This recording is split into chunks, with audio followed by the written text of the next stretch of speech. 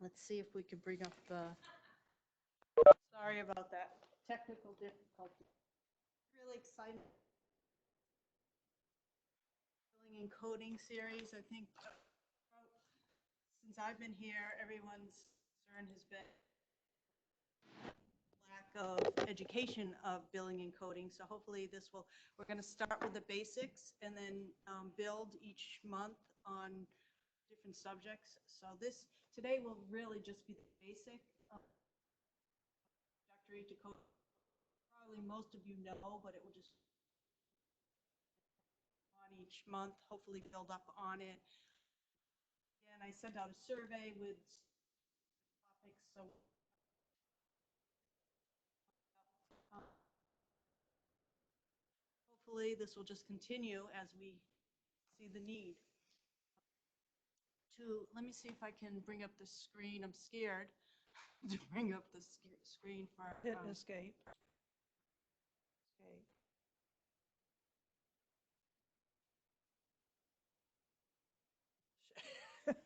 Well, then I'll let you read continuing education. We're very lucky to have Patricia McKenzie here, who's in compliance to do our first series. Just have to do some continuing education. Goodness Oh, gracious. Guys, please be patient. We're yeah, just trying to. Usually I'm pretty, see, end show and Yeah. try to bring it up. Yeah, then throw that down. Yeah. And then throw up your Word document. Share. Yes. PowerPoint too. It's This one, there we go. Okay, so make it do from beginning. Yep. Okay, everyone, this is your continuing education for nursing. Anything else about that, Paula? And conflict in. Conflict of interest? And is there anything they're supposed to do with that?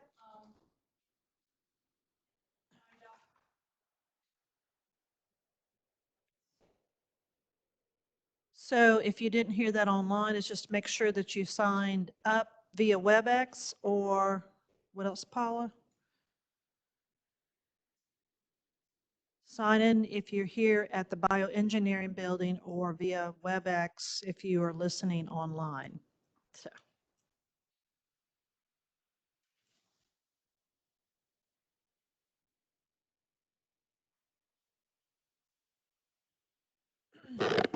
Okay, with that being said, and again, we apologize for any technical difficulties, but hey, what are you going to do? So my name's Tricia McKenzie. I'm the Senior Compliance Manager at MUSCP Compliance Department.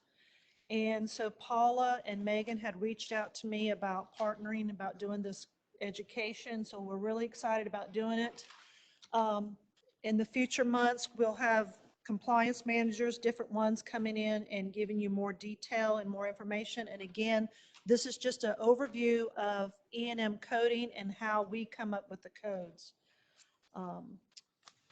So these are the important dates. As you can see, today is for general coding. February, we'll be doing outpatient and inpatient, then time-based procedure and diagnosis coding. Important information and disclosures. Sign up through MyQuest, view live or via WebEx. This is being recorded for any future APPs or anyone that wants to listen to it. And then you can obtain CEUs or CME credits.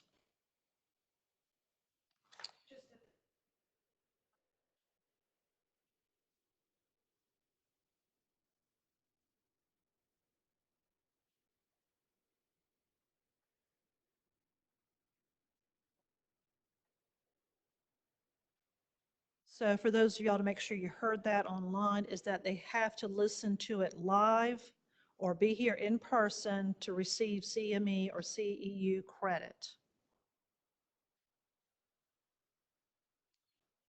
So for this purpose of this is our general coding objectives was to identify elements of the E&M codes and to describe the difference between medical decision making and medical necessity, help you improve documentation and stay within compliance, and then learn to select the correct level of service.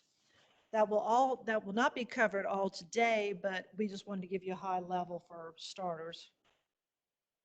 So the goal for today's session is to identify the history, exam, and medical decision-making, understand the contributory factors such as counseling and coordination of care and time, count the elements of an E&M code, and then gain understanding of what we as your compliance managers for your areas, what we are looking for when we review your documentation.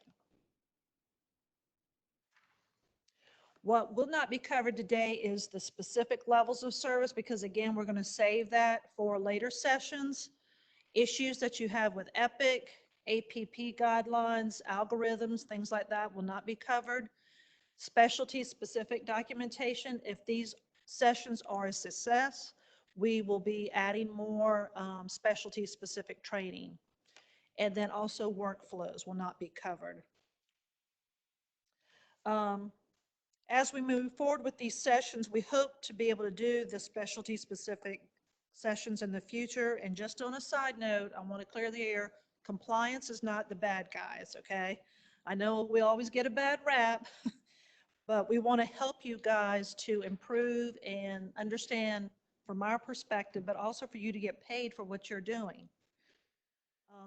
We know that you get frustrated with the billing rules and guidelines, and we have to be the bad people that deliver those messages, but just know that we're frustrated and get aggravated too with the rules and how often they change. So here we go. For evaluation and management, I know most of you are familiar with E&M coding, but my goal at the end of this session is that you gain a better understanding how we in compliance look at notes and how we can work together. E&M is made up of two components. As you can see here on the screen, there's the key components, the history exam and medical decision making, and the contributing factors, counseling, coordination of care, nature, presenting problem, and time. So that's over there, the contributing factors, we will not be reviewing those because again, it involves time, and those will be covered at a later session. Okay, so 4 elements of your history is your chief complaint, your history of present illness, review of systems, and your PFISH, what we call past family and social history. I'm going to break down each of these elements and show you on an audit tool what it looks like to us.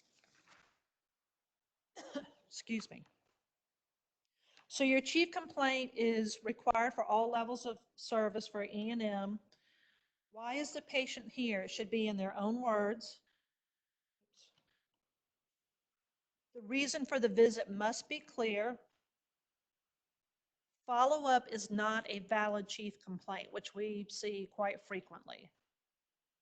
And then establish care. I see that some too. It'll say chief complaint, establish care. Establish care for what? You need to put some descriptors on there. If we see follow-up listed as the chief complaint, usually the auditors can find the reason why the patient is there as long as it's documented within the history of present illness. Like it'll say chief complaint, follow-up. And once you start reading it, it'll say patient presents with cough and sneezing. Well, that would be your chief complaint. So there's no rules, no guidelines that say that you have to document the chief complaint under that header. So again, just be aware of that. We prefer it that way so it's clear and there's no question about it. But just to let you know about that is that there is no guidelines.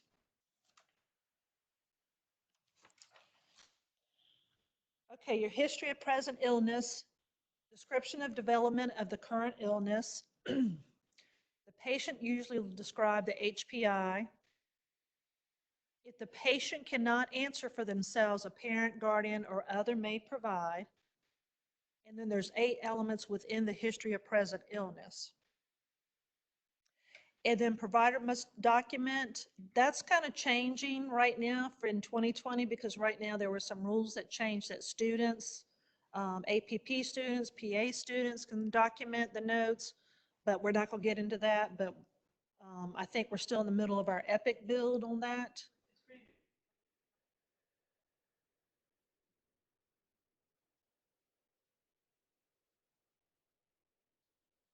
Okay.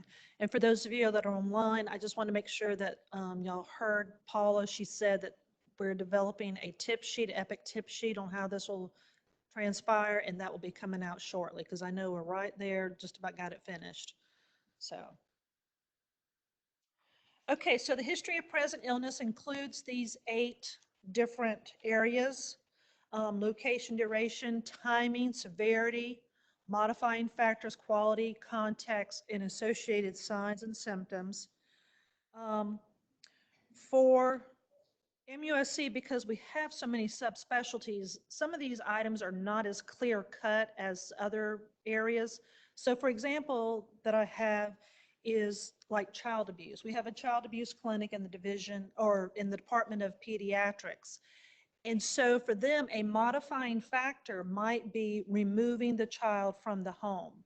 So I do count that as modifying factors. Um, Another thing that we do is lab values that can count as severity. If you document in the HPI, patient's last labs were blah, blah, blah, then that can be, as if it's high or low, that can count as severity.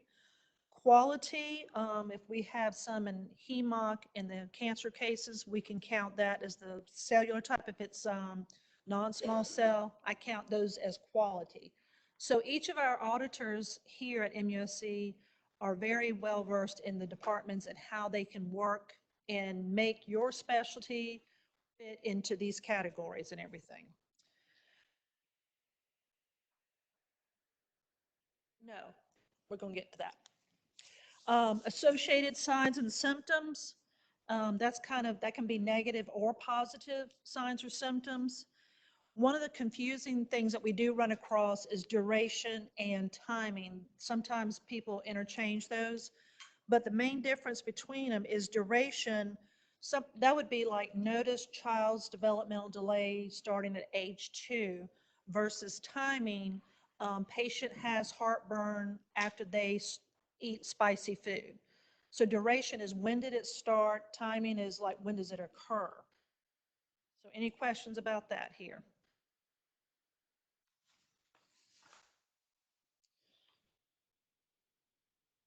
I want to make sure there was no questions online.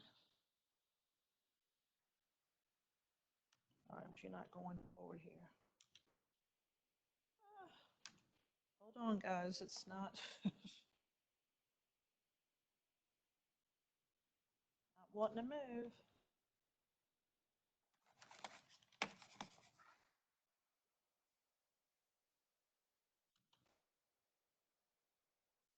Oh, okay, there we go.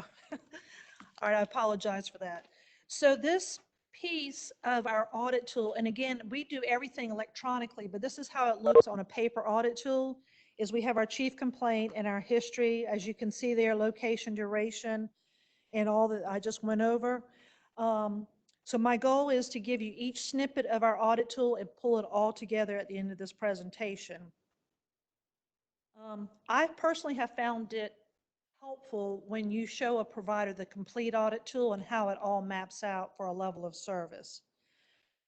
A point that I would like to make is that you cannot double dip in the history of present illness. So in other words, if you have a patient that endorses in their review assistant, I know I'm kind of jumping ahead a little bit, is that they endorse mild nausea and vomiting and anorexia. You cannot use that in your review of systems and in your signs and symptoms. They have to be completely separate. So that's just an FYI, because some people think, oh, I documented my signs and symptoms, I can count that as my ROS. No, that's not a true statement. So that's your history there on the audit tool.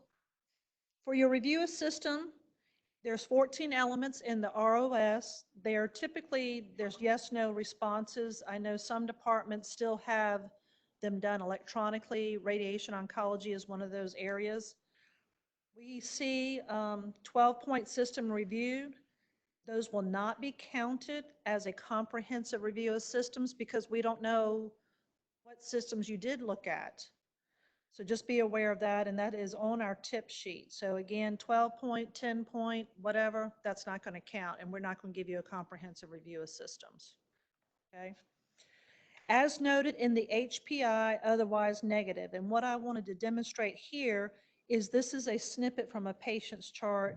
And if you notice, it says he denies fever, chills, chest pain, shortness of breath, so forth and so on. And then they've got under their header, ROS, all other systems are reviewed and negative except as mentioned in the HPI. So basically, what I was saying previously is that if an auditor used that statement, he denies fever and chills as a signs and symptoms, they could not use it as a review of systems. Does that make sense? Y'all kind of looking at me confused. Yes, ma'am. We have a question. Yeah,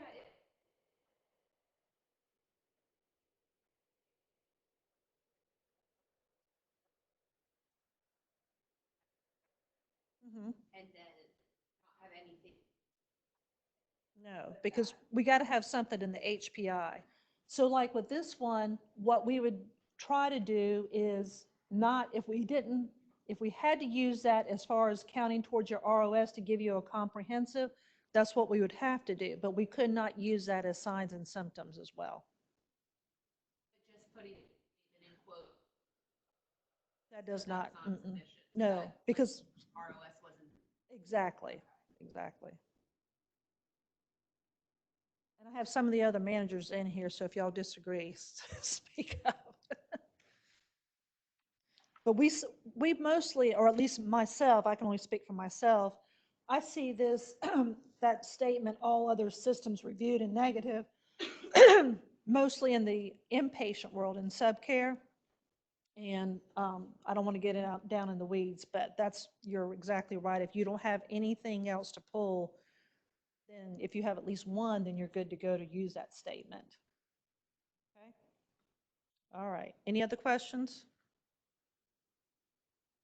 All right, here's your systems listed for your review of systems.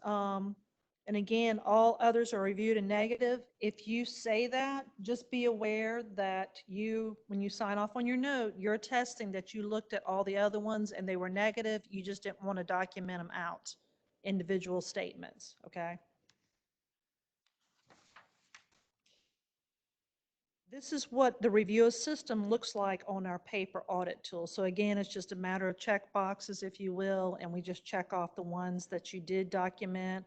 And then like, if you only document one or two and then say all others negative, there's our box there for that as well.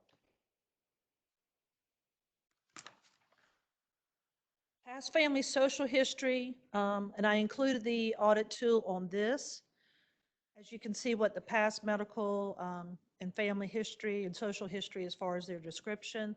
Social history for children, excuse me, is going to be different. Obviously, it's usually the living arrangements or if they're in school, that type of thing.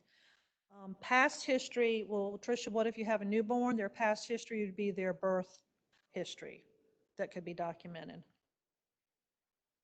think somebody might be trying to ask a question. So P-fish. Go again.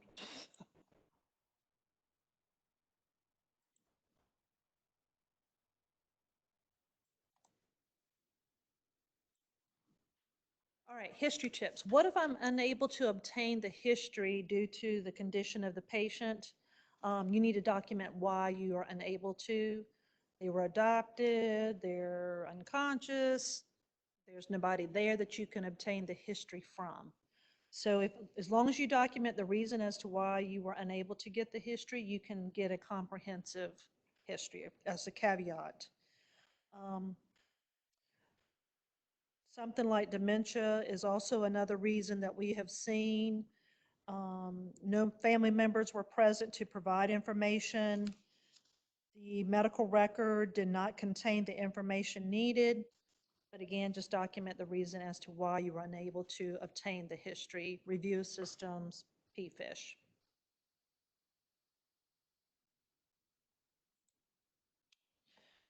So here is all three pieces that we just reviewed. You've got your HPI, your review of systems, and past family social history. So all three of those components make up your history. So this is what it looks like on our audit tool. And if you notice here at the bottom of the audit tool, it's got these little acronyms: problem focused, expanded problem focused, detailed, and comprehensive. So there are 4 history levels that are that you can achieve with just this with the history portion. So what we're going to do here is on this one. Oh, let me back up for a quick second. So in order to obtain the overall history level, you have to meet all 3, meet or exceed in one specific area. So I'll give you an example.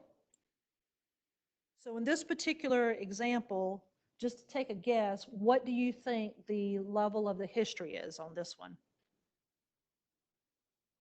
If you have to have 3 out of 3, meet or exceed. Come on, don't be bashful. Shout it out. There's no wrong answers. So if you've got 4 elements documented in your history of present illness, 3 in your review of systems, and 3 in your PFISH, which I've highlighted in yellow, what do you think your level of history would be? Detailed, yay, you got it, detailed. Because again, you don't have a comprehensive review of systems, so that's going to drive your code back down, or the level of service. So this overall history is going to be detailed. On this one, what do you think the level of serve or the level of your history is on this one? Comprehensive, correct, because you've got 4 of your history of present illness, which is the max that you actually need. You've got a comprehensive review of system because they documented 5 there, and then they did the all others negative, and you've got all 3 past, family, and social history. So does that make sense?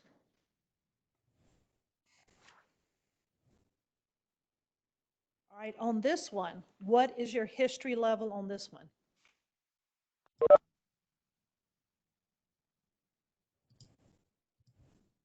Expanded problem focus, which I don't know if you can see that. PFISH, which are problem focus, expanded problem focus, detailed and comprehensive. So yes, this would be expanded problem focused. Okay. So just to make you aware, this could really impact, it depends on the code family that you're in, that you're wanting to bill, because if you have a beautiful exam, medical decision making, medical necessity, and you just happen to document 1 review of system, that's going to drive your code. You want to bill a high level, but it's going to drive it back down to a lower level.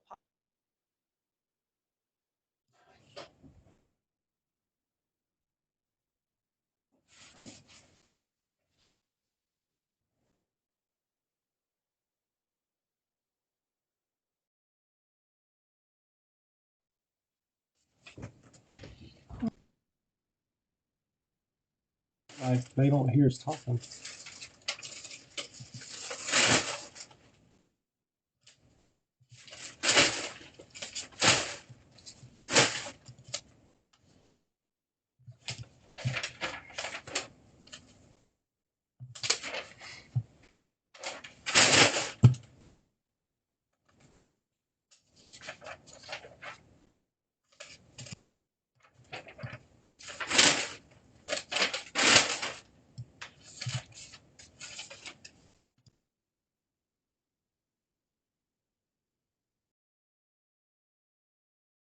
One issue that we can have is HENT, is that we'll see documented, it might just document about the eyes.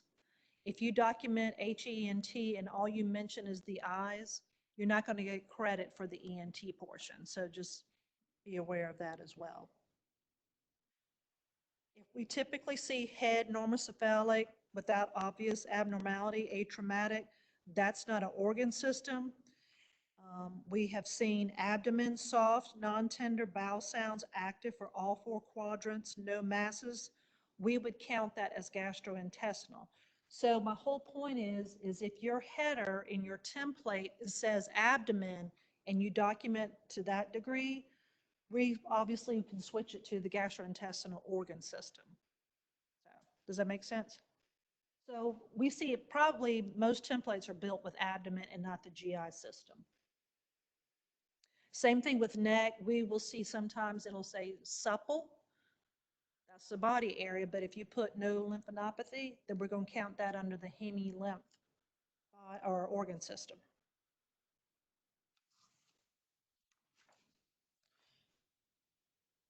Okay, so unlike the history, you're not going to receive credit for any exam portion that you weren't able to do because of patient. So if they're not cooperative or the condition, you just can't do a physical exam, you're not going to get credit for that.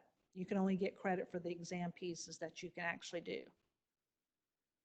So, is that clear? How am I doing? So here is kind of like the history. Again, you have 4 exam levels: problem focused, expanded problem focused, detailed, and comprehensive. And if you notice, on one side is the body areas and one side is listed with the organ system.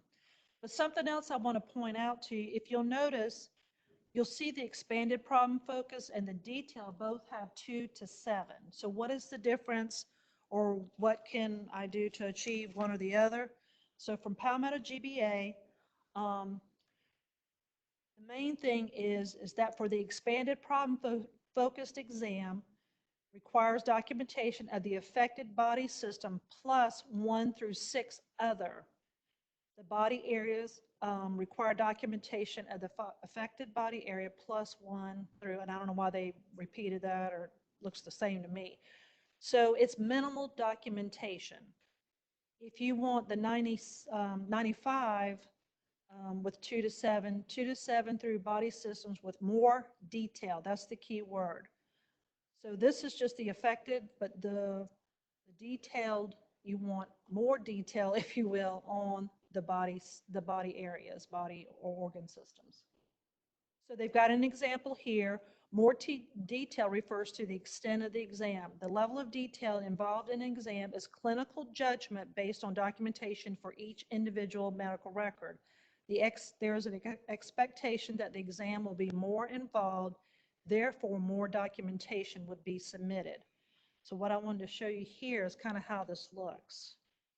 So let's just take this for an example on our audit tool. So we've got all these organ systems documented, but if all the findings were just said normal, the level of that physical exam would actually be expanded problem focused because they didn't elaborate on anything to make it detailed. Okay? So I think I have an example here. So on this physical exam from a patient's chart, if we look, we've got constitutional, we've got head, we've got eyes, but we've got pretty much a elaboration on the eyes part. And then you've got your neck, and then you've got your cardiovascular. So based on the previous slide, what do you think would be the level of the exam on that particular case? Detailed, correct. And that's why, is because they have 2 or more systems where they had elaborated and had a lot of meat on the bones, what I like to call it. So just be aware of that, because that can save you some time there too, is like, do what's clinically necessary for the patient. And we're going to get into medical necessity here in a minute. So any questions about the difference between expanded problem focus and detailed?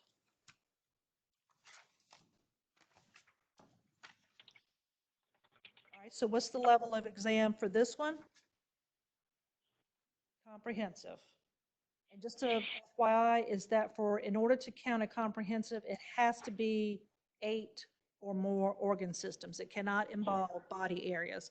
But again, if your template is set up where it says abdomen, then as long as it describes the abdomen, we switch it to gastrointestinal. So just be aware that we can intermingle like that.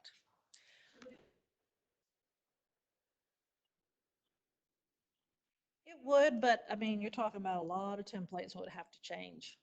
So, and our team is so well versed, it didn't, we can figure it out. Even though that may technically model, information that follow, typically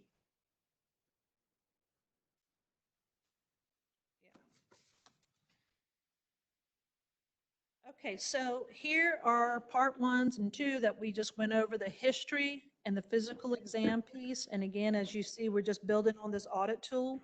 So is there any questions so far about this? Okay, now we come to the fun part. What is medical decision making? So medical decision making refers to the complexity of the establishing a diagnosis.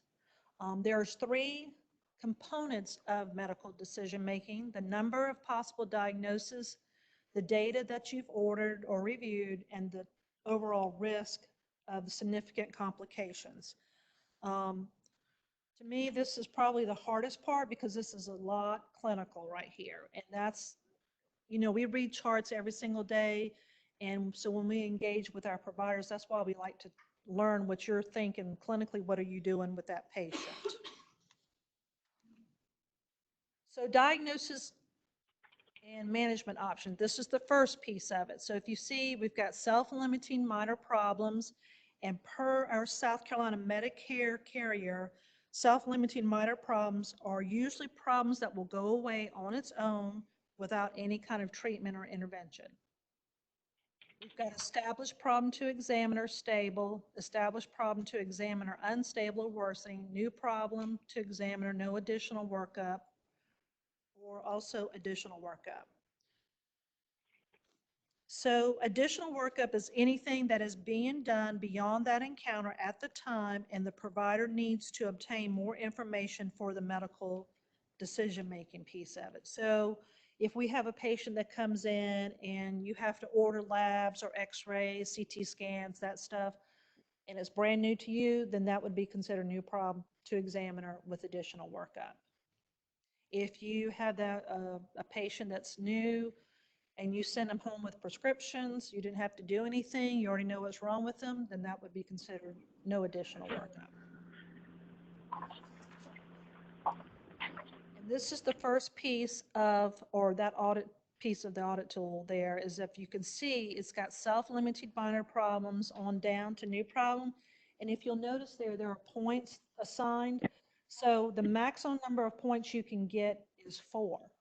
And I'll demonstrate this, but it can be a combination of any of these. So for example, if you have an established patient that comes in for follow-up and you have an established problem and it's either stable or unstable, but they also mention to you about a new condition, then you would get credit for that. So that's why it's important for you to document that in your, especially in your follow-up care.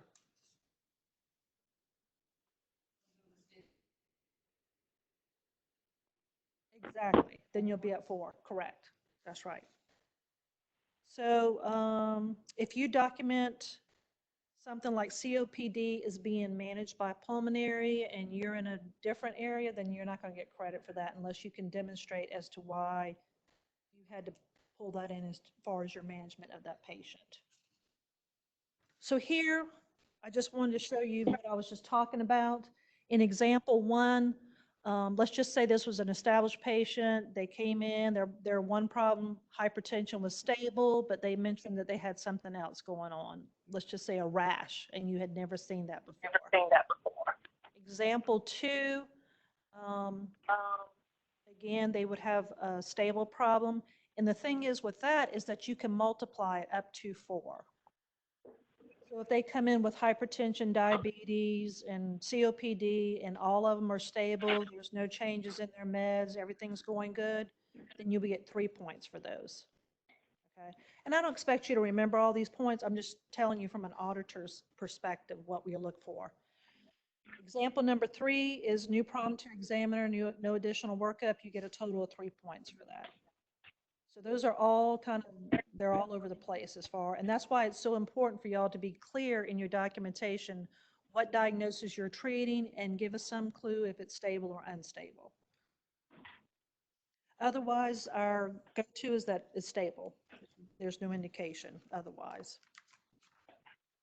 So the next piece, part two of your medical decision-making is your data, which involves labs, medicine tests, discuss test results with performing MD.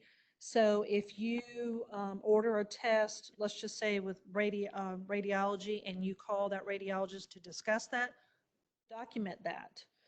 Decisions for old records, there's a difference between that and this next bullet, summary of old records. If the patient comes in and they bring their old records into you and you review them, you can't just say old records reviewed. You got to put some kind of a synopsis in your documentation as what the findings were. Discuss with another provider. If you're in one area and you need to discuss with somebody else in another specialty, or they're the patient of another specialty, then document that. Independent review of image or specimen, if you're looking at the actual films of the x-rays, CTs, or MRIs, document that as well. So any questions about that so far?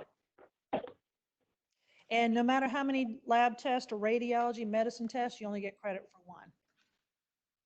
And I will show you. So this is the audit tool for that piece of it.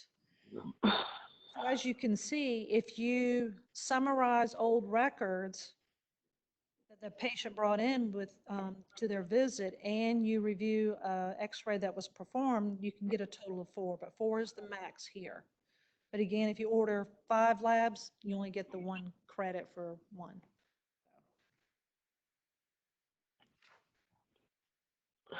So this is some examples of how we capture the data.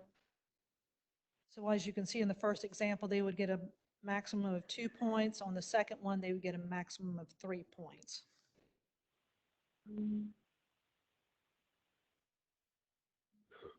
So this is part 1 and part 2 of your medical decision making in regards to the audit tool. As you can see, we're going to continue to build on that. So what is risk? Risk is the assessment of the presenting problem based on the related to the disease and the anticipation between the present encounter and the next. This is kind of hard to decide upon because everybody's got their own opinion of what's high risk, low risk, and everything. But you try, when you read the chart, you try to come up with assessments like, wow, this really sounds like a really sick patient. So on our table of risk here in our audit tool, there are 4 levels of risk: minimal, low, moderate, and high. If you notice with this table is that a lot of these procedures may not, or really not, applied to what we do. So like if I had, going back to a child abuse case, it doesn't fit nicely into one of these categories. So in compliance, we have a category called other. And just by reading the notes, I feel totally comfortable with putting, if I can't fit into one of these nice little things that they have here, like acute illness or undiagnosed new problem, I'm fine with putting it in other because I feel like I could justify the decision.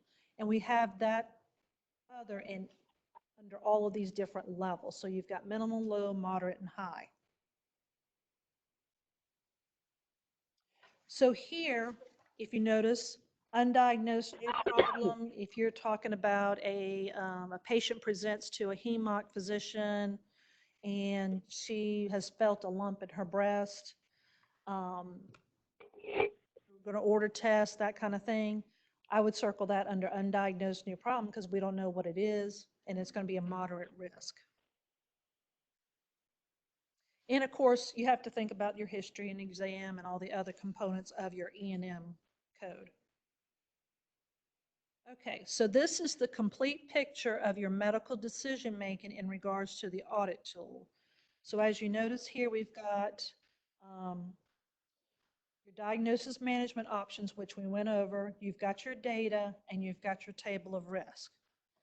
So this is where it kind of gets a little confusing, and I hope that I explain it, but please speak up if I didn't.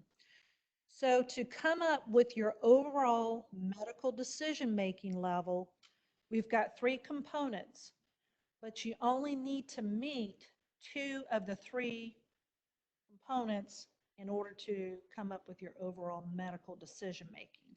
So if you remember at the beginning, the history, we had to have all three. But with medical decision making, you only have to have diagnosis management options or table of risk, data or table of risk, or any combination, but you only need two to decide upon the overall medical decision making level. And a lot of times what I'll hear is the provider will say, well, Tricia, the patient is at high risk. Well, yeah, that's a true statement, but if he has got one stable problem and no labs, that's going to drive your coding down. And I've got some examples to show you what I'm talking about. So on this one, in example one, it's a new problem to examiner. You had labs and radiology, and you had an undiagnosed new problem. So what would be your overall medical decision making if you had to have two of the three?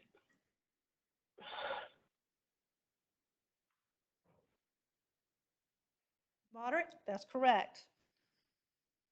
So basically, she met and exceeded, or met or exceeded in one of these, so, or two of these, I should say. So it's going to be a moderate medical decision making. Okay, does that make sense? Okay, let's look at the next one. So we've got an established problem to examine, unstable or worsening. We had no labs, and it was moderate decision making. So what would that overall level be? Low. Correct. We see this quite a bit, which is where providers will sometimes, or I should say a lot of times, they'll bill 99214s. I'm talking about established, and I know the coding, 99214s and 99215s. And this is what I was just talking about, is that, yes, your risk is either moderate or high, but you're only addressing one problem that is unstable or worsening. So it's going to be on the lower end. It's not going to be the 1415 based on medical decision making. Okay. So example 3. What'd you say? Moderate? Who said moderate? Moderate. That's correct. And then last one is 4. Example number 4. Low. It's going to be low. So that's why it's important that you document everything you do. So any questions about your medical decision making?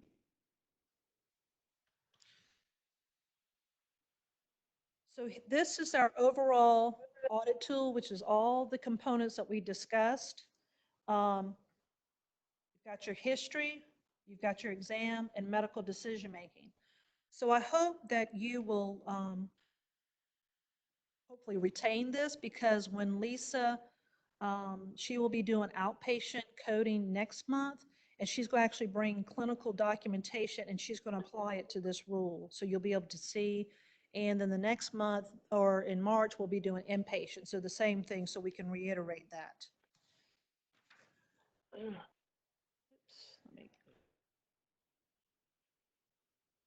so this would be a completed audit tool. So our history overall level would be detailed, and our exam is detailed, and then our medical decision making is moderate, correct. And that is our auditing 101. That particular one, it depends on what code family you're in. So if you're talking new patient, that would be a 99203. And the, huh? For your established patient, that would actually support a 99214, because the rules for CPT with established patient, it only has to be two of the three. You got your history, exam, and medical decision making. So we would only count two of the three elements. So it'd be detailed here and moderate here. So that'd be a 99214. But for a new patient, this is going to be a 99203. For outpatient consult, inpatient consult, 99253. And it's all because of this history that's driving it down. Even though that would support a higher level if everything else was, this was documented better and that. Does it make sense? right, so let me get into medical necessity. So medical necessity is really the overarching criteria for your level of service. So just to summarize this right quick. So services that are reasonable and necessary for diagnosis or treatment of an illness or injury to improve the functioning malformed body member. So medical decision-making, so if you have, for example, an established patient that comes into the office and they have a dermatitis, the physician or the APP documents a comprehensive history, comprehensive exam, and based on these two components per CPT rules, you could document, you couldn't, but you could bill a 99215. But the reason why you couldn't bill a 99215 is because it doesn't meet medical necessity. So they might say to you, why did you document a psychiatric exam on a patient with dermatitis? That was medically unnecessary. So because we're so rampant with copy and paste, you never really look at the medical necessity piece of it. We have seen in the past, they're doing a genitalia exam on somebody that was an inpatient for 5 days in a row. Well, we knew it was copied and pasted, but that's what's documented. So if the payer asks for that, that's what they're going to see. They're like, well, why are you doing that type of exam on a patient that has X? You know, unless they have something that's medically relevant to that, to do that exam. So just be aware of that. And again, medical necessity is really the overarching criteria of it. Even though CPT rules say that you can bill two out of the three components are only necessary, you need to support your medical necessity. So, excuse me. So thank you for your time and attention. Do you have any questions, any concerns? If you have any questions before the next session, please reach out to your compliance manager. Also, just as an FYI, this is an important tip. If you go to conferences or coding conferences or APP conferences, or you talk to your different colleagues here on campus, just be aware that their rules might be different than yours because pediatrics might be doing something completely different. So before you change the way you do things, or if you go to a conference and you come back and you say, oh, we can do this, double check with your compliance officer because it may not be true. Are they coming from from a teaching hospital? Are they talking Medicare or Medicaid rules? There's so many nuances, okay? All right, well, thank you so much for your time.